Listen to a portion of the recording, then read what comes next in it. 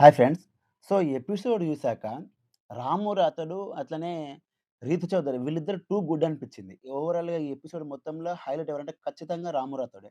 And ఈ cunning player ఎవరంటే 'దివ్య నిఖితనే.' మరి ఎందుకో తెలీదు చాలామంది రివ్యూవర్స్ 'దివ్య నిఖితకి' చాలా ఫేవర్‌గా మాట్లాడుతున్నారు.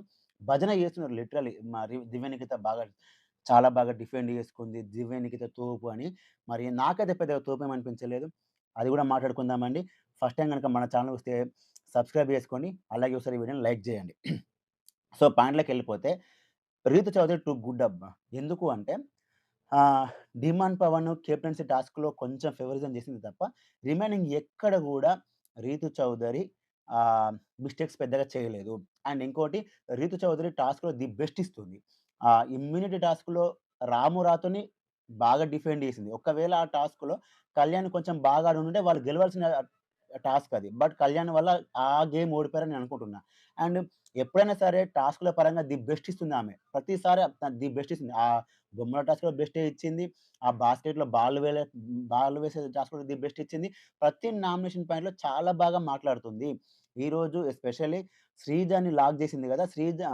'రీతు చౌదరి' శ్రీజని నామినేట్ చేసినప్పుడు ఏం చెప్పిందంటే నువ్వే గుడ్డు దొంగతనం విషయంలో నువ్వే అంత సీన్ జేసి, నువ్వే దొంగతనం జరిగిందని జెప్పి అన్ని మాటలు మాట్లాడి, మళ్ళీ నువ్వే దివ్య నిఖిత డ్రెస్ దొంగతనం జేయడంలో నువ్వు హెల్ప్ జేయడం అనేది నాకు నచ్చలేదని జెప్పింది. అది కొంచెం నార్మల్ పాయింట్ అయినప్పటికి గూడా నెక్స్ట్ ఏం జెప్పిందంటే, "ధీమాన్ పవన్ నీ ఫ్రెండ్ గాబట్టి నువ్వేమైనా సజెషన్స్ ఇచ్చుకో. నాకు దాంట్లో ఎలాంటి అభ్యంతరం లేదు.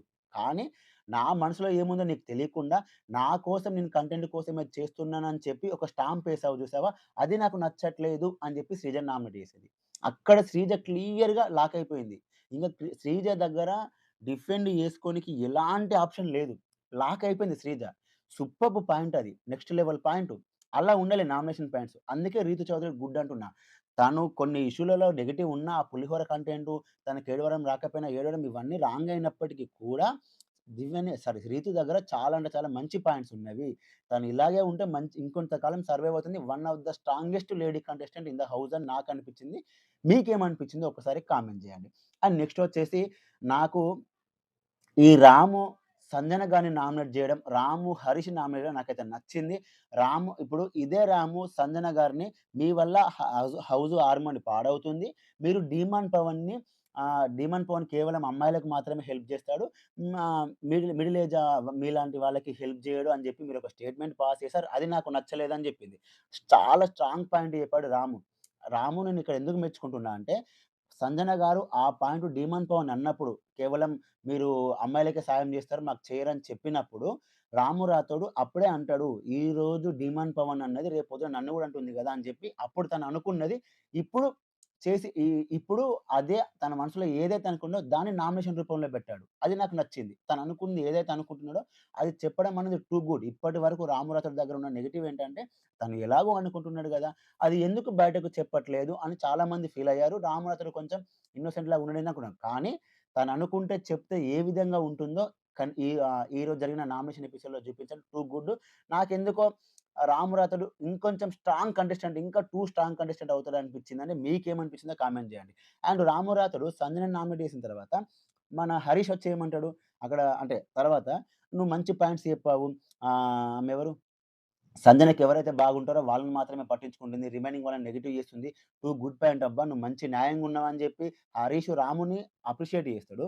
మళ్ళీ ఇదే రాము ఎళ్లి హరీష్‌ని నామినేట్ చేసినప్పుడు మాత్రం హరీష్ "నువ్వు డాన్స్ చెయ్యకు. నేను నీతోని డాన్స్ చేయిస్తాను. నీకు కొంతమందితోనే నువ్వు ఫేవర్‌గా ఉంటున్నావు. నాకు తెలుసు ఎందుకు ఇలా మాట్లాడుతున్నావు" అని చెప్పి అంటాడేంటి? అంటే రాము సంజన నామినేట్ చేస్తే మంచోడైపోయాడు. అదే రాము హరీష్‌ని నామినేట్ చేస్తే మాత్రం చెడ్డోడైపోయాడా? అలా ఎలా? ఇదే హరీష్ దగ్గరున్న బిగ్గెస్ట్ మిస్టేక్ ఏంటంటే, తన మిస్టేక్ తను యాక్సెప్ట్ చెయ్యడు. అదే హరీష్ దగ్గరున్న పెద్ద మిస్టేకు. ఇప్పుడు రాము హరీష్‌ని నామినేట్ చేసాడు. మేము యాస్ ఎ ఓనర్స్‌గా నీకు కుకింగ్ చేయమని చెప్పాము సాటర్‌డే రోజున. సంజన గారు చెప్పిన పాయింట్ పట్టుకొని మీరు చేయనన్నారు. అది తప్పని చెప్పాడు. అక్కడ హరీష్ ఏమంటాడు, మీరెవరు నా కోసం స్టాండ్ తీసుకోలేదు. నేనంత మంచి టేస్టీ ఫుడ్ పెడితే తిన్నారు. టేస్ట్ బాగుందని చెప్పారు. కానీ నా కోసం ఎవరు స్టాండ్ తీసుకోలేదని చెప్పి అన్నాడు. మరి ఇదే హరీష్ ఫస్ట్ వీక్‌లో సంజన గారు అంత మంచి ఫుడ్ పెడితే వీళ్ళందరూ మీరు చాలా మంచి ఫుడ్ పెట్టారు. మీరు వేసిన దోసలు బాగున్నాయని జెప్పి, టేస్ట్ సూపర్‌గుందని జెప్పి, అన్ని మాటలు మాట్లాడి ఫస్ట్ వీక్‌లో మీరు వెంటనే తననొచ్చి నామినేట్ చేసారు గదా! అందరూ ఇలా ఆమె మీద పడ్డారు గదా! మరి అప్పుడెందుకు ఆయనకు గుర్తుకు రాలేదు? అంటే ఇతను టేస్ట్ ఫుడ్ అండి, ఇతను బాగుండి, ఇతన్ని క్వెషన్ చేస్తేనేమో ఈ విధంగా మాట్లాడతారు. ఈయన మాత్రం సేమ్ పాయింట్ మీద అవతల వ్యక్తిని నామినేట్ జేయొచ్చా? ఈ డబుల్ స్టాండర్డే హరీష్ దగ్గర నచ్చట్లేదు.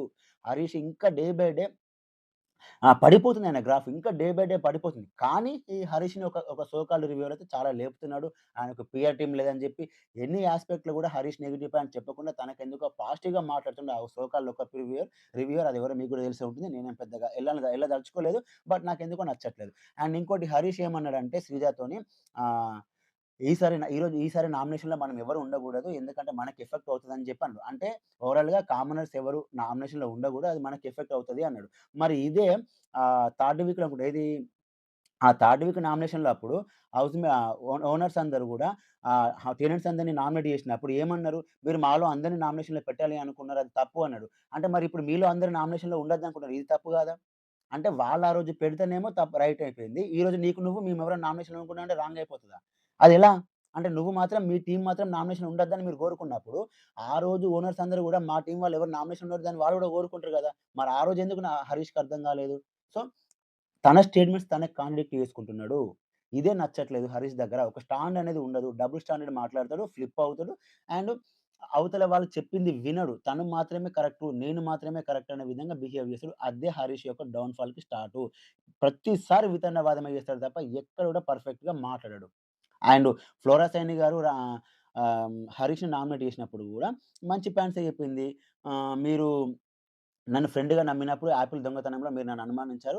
యాస్ ఎ ఫ్రెండ్‌గా ఉన్నప్పుడు నమ్మకం ఉండాలని జెప్పింది. అది పాయింట్ బానే జెప్పింది. అండ్ ఇంకోటేంటంటే, మీరు అసలు సంజన దగ్గర ఉన్న షాంపూ విషయంలో దొంగతనం చేయమని చెప్పిందే హరీష్ అంట. క్లియర్ కట్‌గా ఫ్లోరెన్స్ అయిన ఆమెను ఎక్స్‌పోజ్ జేసింది.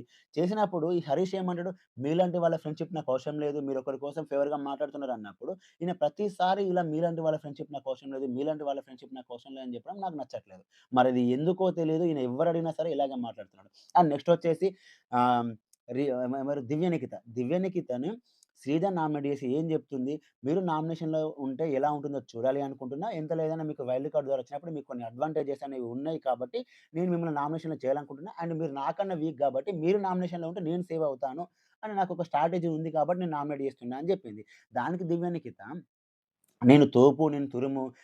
మీరు సేవనికి నన్ను తీసుకొస్తారా? ఇలా ఎంతకాలం వైల్డ్ కార్డ్ వచ్చిన వెంటనే నా రియాక్షన్ కోసం నన్ను నామినేషన్‌లో పెడతారా? నేను మానిప్యులేట్ చేస్తే మీరందరూ మానిప్యులేట్ అయిపోతారా? నేను అసలు 1%, 2% కూడా ఎక్కడ తగ్గను. నేనెక్కడ ఎమోషనల్ అవ్వను.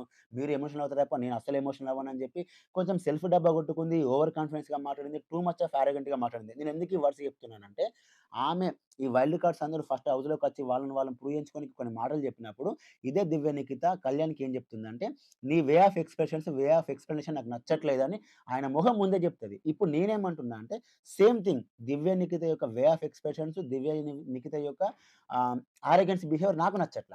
అండ్ ఇంకోటి నెక్స్ట్ వచ్చేసి 'సంజన' గారు 'దివ్య నిఖిత'ని నామినేట్ చేసేటప్పుడు నాకు 'డిమాండ్ పవన్‌కి కిచెన్ ప్లాట్‌ఫార్మ్‌లో అంత గొడవ అవ్వనికి మెయిన్ రీజన్ ఎవరంటే అది నువ్వే 'దివ్య నిఖిత' అని జెప్పి క్లియర్‌గా జెప్తది. అప్పుడు 'దివ్య నిఖిత' ఏమంటది నాకసలు సంబంధమే లేదు. అక్కడ నేను పెద్దగా ఏం మాట్లాడలేదు. ఎక్కడ ఎంత మాట్లాడినా అక్కడ అంతే మాట్లాడినా అని అంటది. కానీ ఆ పర్టిక్యులర్ సినారియోలో 'దివ్య నిఖిత' వల్లే గొడవైంది. 'దివ్య నిఖిత' తనుజతో 'సంజన' గారు శ్రీజతో వంట చేయించుకుంటా అనేది అలా ఎలా చేయించుకుంటారు అని చెప్పి క్వెషనింగ్ చేసిందే 'దివ్య నిఖిత'. అసలు ఎక్కడ గూడా సంజన 'దివ్య నిఖిత' నేను శ్రీజతో వంట చేయించుకుంటా అనలేదు. చేయించుకోనా అనింది. అది కూడా డిమాండ్ పవన్‌తో అనింది. క్వెషన్ రైజ్ చేసిందే తప్ప చేయించుకుంటా అని ఎక్కడ స్టేట్‌మెంట్ పాస్ చేయలే. కానీ 'దివ్య నిఖిత' తనుజతో చెప్పేటప్పుడు ఏం చెప్పిందంటే, సంజన శ్రీజతో వంట చేయించుకుంటదట అని చెప్పి స్టేట్‌మెంట్ పాస్ చేసింది. అక్కడ తనుజ ట్రిగ్గర్ అయింది. అక్కడ డిమాండ్ పవన్ ట్రిగ్గర్ అయ్యాడు. అక్కడ సంజన ట్రిగ్గర్ అయింది. అక్కడ వాళ్ళ ముగ్గురి మధ్య కాన్ఫ్లిక్ట్ క్రియేట్ అవ్వడానికి మెయిన్ రీజనే 'దివ్య నిఖిత'. అందుకే నేను 'దివ్య నిఖిత' కన్నింగ్ అంటున్నా. సరే దానికి బేస్ ఏదైనా కూడప్పటికి అంటే సంజన గారు తన బట్టలు దొంగతనం చేయడం వల్ల అది ఆమెకు నచ్చకపోవచ్చు. కానీ అసలు ఆ కిచెన్ ప్లాట్‌ఫార్మ్‌లో గొడవనికి మెయిన్ రీజనే 'దివ్య నిఖిత'. అదంతా వదిలేసి నేను మాత్రమే కరెక్ట్‌గున్నా. నేను తోపు మీరందరూ మానిప్యులేట్ చేస్తే మానిప్యులేట్ అయిపోతారా? మీ అందరికి బుర్రలు లేవా? బుద్ధులు లేవా? అన్నట్టుగా మాట్లాడి నాకు నచ్చట్లే. మరి రిమైనింగ్ కంటెస్టెంట్స్ అందరూ అంత వింటున్నా గూడా ఎందుకు క్వెషనింగ్ జేయరో నాకు తెలీదు. బట్ ఈ 'దివ్య నిఖిత'ని ఎందుకో కొంతమంది చాలా డిఫెండ్ చేసుకుంటున్నారు. సూపర్‌గా డిఫెండ్ చేసుకుంది, సూపర్‌గా మార్చింది అంటున్నారే తప్ప, నాకెక్కడ గూడా ఆమె పెద్దగా మార్చినట్టు నాకు అనిపించలే. ఆరోగెన్సీ‌గా అనిపించింది. ఆమె బిహేవియర్‌లో నాకు ఆరోగెన్సీ‌గా అనిపించింది. ఓవర్ కాన్ఫిడెన్స్‌గా అనిపించింది. మీకేమనిపించిందో కామెంట్ జేయండి. అండ్ 'సుమన్ శెట్టి' 'రీతు చౌదరిని' నామినేట్ జేయడం ఒక్కటి నాకు నచ్చలేదు. రాంగ్ పాయింట్ అది. ఎందుకంటే ఆమె ఆల్రెడీ 'డిమాండ్ పవన్‌కి' ఫేవరిజం చేసిన ఆ సంచాలక్ టాస్క్‌లో, ఆ కెప్టెన్సీ టాస్క్‌లో ఆల్రెడీ తను నామినేషన్‌లోకెళ్ళింది. సేవ్ అయిపోయి వచ్చింది. మళ్ళీ అదే పాయింట్ తీసుకొచ్చుకొని ఆమెను నామినేట్ జేయడం నాకు నచ్చలేదు. అండ్ డబుల్ స్టాండర్డ్స్ ఉన్నాయండి. మా మాటలని అక్కడ మీరు చెప్తున్నారని చెప్పి 'సుమన్ శెట్టి' నామినేట్ చేశాడు. యాక్చువల్‌గా అయితే ఫస్ట్ వీక్‌లో నామినేషన్ టైమ్‌లో ఇమ్మానియేల్ అన్నాడు గదా! మనం మాట్లాడుకున్నవన్నీ అక్కడ టెనెంట్స్‌కి ఎలా తెలిసిందని జెప్పి అన్నప్పుడు కొంచెం రీతు చౌదరి మీద డౌట్ చెప్పాడు. కానీ ఆ రోజు వీళ్ళు మాట్లాడుకున్నప్పుడు హరీష్ ఒచ్చి వింటాడు. హరీష్ ఒచ్చి విని వెళ్లి మళ్ళీ వాళ్ళకి చెప్తాడు. సో, ఆ పర్టిక్యులర్ ఇష్యూలో గూడా రీతు చౌదరి ఎలాంటి మిస్టేక్ లేదు. కానీ సుమన్ శెట్టి గారు ఏదో అసంప్షన్ జేసుకొని రీతు చౌదరిని నామినేట్ జేశారు. అదైతే తప్పు. నాకు నచ్చలేదు. సుమన్ శెట్టి ఆ ఒక్క నామినేషన్ పైన నచ్చలేదు గానీ, సుమన్ శెట్టి గారు టూ గుడ్ చాలా బాగా గేమ్ ఆడుతున్నారు. నిజంగా మంచిగా ఆడుతున్నారు. అతను ఇంకొంచెం ఎక్కువ కాలం సర్వైవ్ అవ్వడానికి అవకాశం ఉంది. అండ్ నెక్స్ట్ వచ్చేసి బర్నీ గారు ఫ్లోరా గారిని నామినేట్ చేశారు. మీరు వీకు ఓవరాల్‌గా ఉన్న దాంట్లలో మీరే వీకు. అండ్ ఇంకోటేంటంటే మీకు ఆల్రెడీ లాస్ట్ వీక్ ఇమ్యూనిటీ వచ్చింది కాబట్టి నేను ఈ వీక్ మీకు ఆ అడ్వాంటేజ్ ఉండకూడదని చెప్పి మిమ్మల్ని నామినేట్ చేస్తున్నా అని చెప్పాడు. ఆమె కూడా సింపుల్‌గా యాక్సెప్ట్ చేసింది. అండ్ నెక్స్ట్ వచ్చేసి హరీషు. హరీషు ఇదే ఈ హరీష్ వచ్చేసి శ్రీజ దగ్గరికొచ్చి ఆహ్, మనం ఎవరం నామినేషన్‌లో ఉండకూడదు ఈసారి మనకి ఎఫెక్ట్ అవుతుందని చెప్పాడు. అదే నేను అంటున్నా. ఆ రోజు ఓనర్స్ అందరూ మనం ఎవరం నామినేషన్‌లో ఉండకూడదు. అపోజిట్ పర్సనే నామినేషన్ ఉండాలని కోరుకున్నాయి అన్నప్పుడు వీళ్ళు తప్పు పట్టినప్పుడు, ఇప్పుడు హరీష్ మాత్రం మనం ఎవరైనా నామినేషన్‌లో ఉన్నప్పుడు ఇది కూడా తప్పే అయిపోతాయి కదా! సో, హరీష్ ఇలాంటి కాంట్రాడిక్ట్ స్టేట్మెంట్స్ ఫస్ట్ చేయడం మానుకోవాలి. చూస్తుంటే సినారియో చూస్తుంటే ఆయన మానుకునేలాగా లేడు. మీకేమైనా అనిపించిందో కామెంట్ చేయండి. ఓవరాల్ ఈ మొత్తం ఎపిసోడ్‌లో నాకు రాము రాథోడు అలాగే రీతు చౌదరి వీళ్ళిద్దరూ చాలా బాగా నచ్చారు. వీళ్ళిద్దరి నామినేషన్ పాయింట్స్ బాగున్నాయి. వీళ్ళిద్దరి యొక్క డిఫెండింగ్ స్కిల్స్ బాగున్నాయి. వీళ్ళు గేమ్ కూడా బాగా ఆడుతున్నారు. ఎస్పెషల్లీ రాము మంచిగా గేమ్ ఆడాడు. అండ్ రీతు చౌదరి ఇంకా బాగా ఆడింది. అండ్ సంజన వర్సెస్ బర్నీ గారి విషయంలో వాళ్ళిద్దరి మధ్య కొంచెం ఇరిటేషన్ వస్తుందండి. నాకెందుకో బర్నీ గారు కొంతవరకు సేఫ్ గేమ్ ఆడుతున్నాడే అనిపిస్తుంది ప్రతిసారి. అండ్ ఇమ్మాన్యుల్ కూడా సేఫ్ గేమ్ ఆడుతున్నాడు. ఇక్కడ సంజన గారు ఒక పాయింట్ అంటారు. ఏంటంటే రాముని "నీకు ఎక్కడి నుంచొచ్చావురా" అని చెప్పి ఒక మాట మార్చింది. అది తప్పు. ఆ మాటని ఇమ్మాన్యుయల్ ఖండించి ఉండాల్సింది. పక్కన కూర్చున్నప్పుడు "అమ్మ నువ్వు కొన్ని వర్డ్స్ లూజ్ అవుతున్నావు. అలా లూజ్ అవ్వకూడదని" చెప్తున్నాడే తప్ప, ఆ వర్డ్ తప్పని ఎక్కడ చెప్పట్లేదు. మేబీ లైవ్‌లో చెప్పుంటే కామెంట్ చేయండి. సో, ఆ పర్టిక్యులర్ సినారియో మొత్తంలో నాకు ఎందుకో ఇమ్మాన్యుల్ సేఫ్ గేమ్ ఆడుతున్నాడు. సంజన గారిని క్వెషనింగ్ చేయలేకపోతున్నాడేమో తప్పుందని నాకనిపించింది. మీకేమనిపించిందో కామెంట్ చేయండి.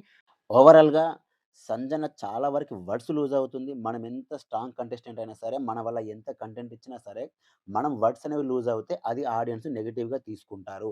అండ్ సంజన నెగెటివ్ మాటలినా కూడా దాన్ని ఇమ్మాన్యుయల్ క్వెషన్ చేయకపోవడం కూడా తప్పే. అది వాళ్ళ మధ్య ఎలాంటి బాండింగ్ ఉన్నా సరే గాని, ఎంత అమ్మాయినా సరే తప్పు చేసినప్పుడు తప్పును చెప్పినప్పుడే ఇమ్మాన్యుయల్ పర్ఫెక్ట్ ఉంటుంది. ఆడియన్స్‌లో ఇప్పటి వరకున్న పాజిటివ్ ఇంప్రెషన్ ఫర్దర్ గూడా ఉంటుంది. బట్ అది వదిలేసి తల్లి, కొడుకుల మధ్య బాండింగ్ ఉంది. నేను సంజన గారికి అగెయిన్స్ట్‌గా వెళ్ళనని చెప్పేసి తను ఏం మాట్లాడినా దాన్ని అపోజ్ చేయకపోతే ఖచ్చితంగా అది ఇమ్మాన్యుయల్‌కి నెగెటివ్ అయిపోతది. ఆల్రెడీ ఇమ్మాన్యుయల్‌కి రేలంగి మావయ్య సేఫ్ గేమర్, సేఫ్ ప్లేయర్ అని చెప్పేసి అయితే ఒక నెగెటివ్ ఇంప్రెషన్ అయితే పడిపోతుంది ఆడియన్స్‌లో. సో, వీలైనంత తొందరగా దీని నుంచి ఇమ్మాన్యుయల్ గనుక రియలైజ్ అయితే ఓకే. లేకపోతే తనకి చాలా నెగెటివ్ అయిపోతది. ఓవరాల్ ఎపిసోడ్‌లో మీకెలా అనిపించింది? ఎవరి నామినేషన్ పాయింట్స్ కరెక్ట్ అనిపించింది ఒకసారి కామెంట్ చేయండి. అలాగే వీడియోని లైక్ చేయండి. మన ఛానెల్‌ని